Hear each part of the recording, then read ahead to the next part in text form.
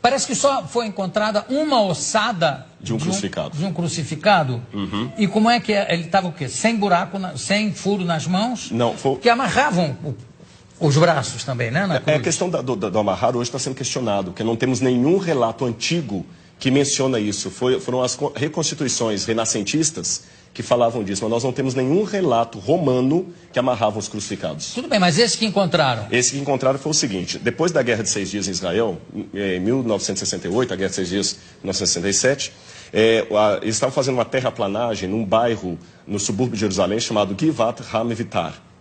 E os tratores bateram em ossários, ou caixões de pedra. Sim. E nos ossários, geralmente, você tem os ossos da pessoa e o nome escrito lá de fora, em alguns deles. E estava o nome Yohanan ben Hagakol. Ah, sim. Aliás, essa descoberta já... Não, a descoberta já tem algum tempo. Tem. Foi na década de 60, né? 68. Então, quando eles pegaram, eles abriram o ossário e perceberam que havia algumas coisas curiosas. O fêmur estava quebrado e no calcanhar havia um cravo romano fixado ali. Foi o único que encontraram. Então, a partir daquela ossada ali, eles fizeram um levantamento legístico de como seria a posição de um crucificado na cruz. E é bem diferente do que a gente imagina claro. Das reconstruções medievais. E o sofrimento de Cristo ficou de uma maneira muito mais dantesca, a visão arqueológica, e eu até diria legística, porque foram médicos de medicina forense que fizeram reconstituição da causa morte. E o negócio de cravo na mão não tem? Não, porque o osso dele estava muito fragmentado. Mas, então não tinha, os ossos da mão não estavam todos inteiros. Pelas profecias, certamente não é uma ossada de Jesus. Ah, não, com certeza não. Porque, inclusive, se eu não me engano, tem uma das profecias que diz: nenhum dos seus ossos será quebrado. E não conhecerá a corrupção. E nós temos evidências. Eu sei que muitos historiadores hoje negam a ressurreição de Jesus, pensam que é uma teologia, mas eu digo, com base histórica, a ressurreição de Jesus aconteceu e nós temos muitos elementos históricos para afirmar isso, a despeito do questionamento de muitos historiadores. Mas sobre a ressurreição? Sobre a ressurreição. Mas qual é o dado histórico que pode haver sobre a ressurreição? Claro que é uma questão de fé, para mim é uma questão de fé. A própria forma como os relatos evangélicos estão não demanda uma propaganda. Porque o que é uma propaganda? Uma propaganda, às vezes, você mascara, enfeita uma coisa para vender um produto. Aqueles discípulos estavam, em primeiro lugar, sofrendo perseguição e abuso por causa daquilo. A ressurreição era uma única doutrina da antiguidade que ninguém aceitava. Eles aceitavam a história de Platão, que a sua alma ia para o Éon, podia aceitar a história de Pitágoras, que você transmigrava a alma de um corpo para o outro, ou então ficar com os epicureus, que morreu, acabou. Mas ressurreição... A reencarnação exatamente, a transmigração de almas está ali perto. Exatamente, alguns judeus aceitavam a reencarnação. Agora, ressurreição era uma coisa que ninguém comprava essa ideia. E outro, na época, pelo machismo... Mas isso, desculpa, mas isso não é uma prova histórica. Sim, mas a forma como os evangelhos foram descritos é interessante. Eles quebram todas as regras de propaganda. Quer um exemplo? Porque para eu saber se é histórico ou não, lembremos, história não dá para levar ao laboratório e repetir o processo. A forma como tratamos a história é diferente. Você olha um documento, e o que você considera uma prova histórica? Como ele foi redigido?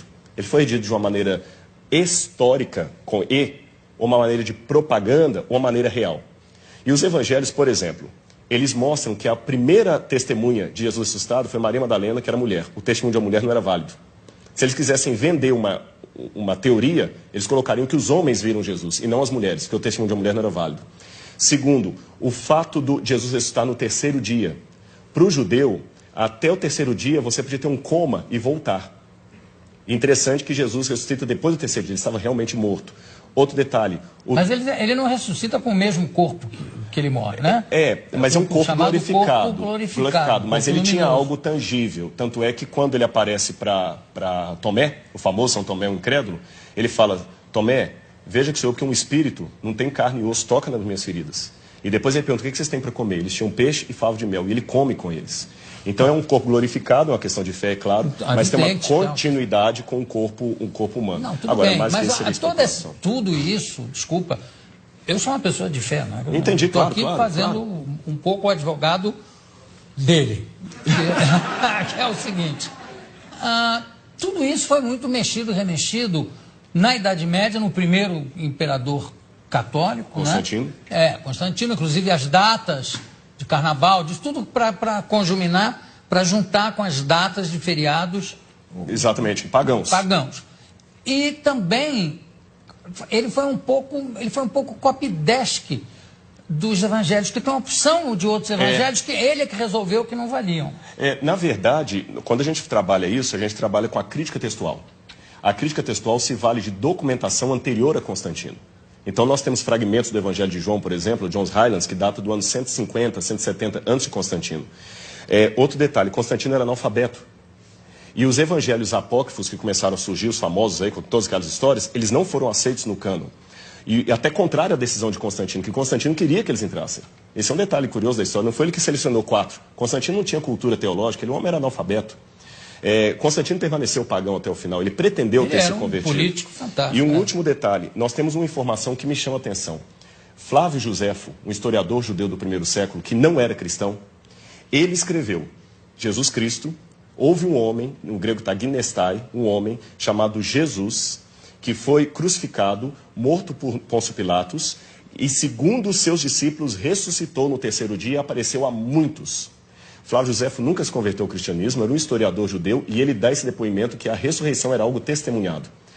Esse texto é tão importante que alguns críticos falam, não, foi copista cristão que interpolou, que copiou. Porém, todas as cópias de Josefo que nós temos, inclusive uma cópia, uma tradução para o árabe, feita por muçulmanos, contém esse trecho. Então, do ponto de vista da crítica textual, é um texto autêntico, original de Josefo, também testemunhando a ressurreição. Claro, eu não duvido a autenticidade dos textos. Eu duvido, em alguns casos, do testemunho em si. Quer dizer, não, eu vi, eu tive. É um testemunho, está lá escrito que ele viu e que ele teve, mas claro. Que ele esteve mais. Agora, tem uma coisa que é bom, eu gostei de você ter falado uma coisa. Na Idade Média, se acrescentaram muitas lendas. Esse é que é o problema. E o pessoal confunde as lendas com o que está na Bíblia. E só um detalhe com relação ao testemunho. Quando a pessoa dá um testemunho vendido, ela vai ganhar alguma coisa. O que os apóstolos ganharam com aquele testemunho? Pedro morreu crucificado de cabeça para baixo. Paulo degolado. Então, quanto tempo demorou a mentira? Essa que é a questão. Eles não ganharam nada, só ganharam perseguição. Então, das duas, uma.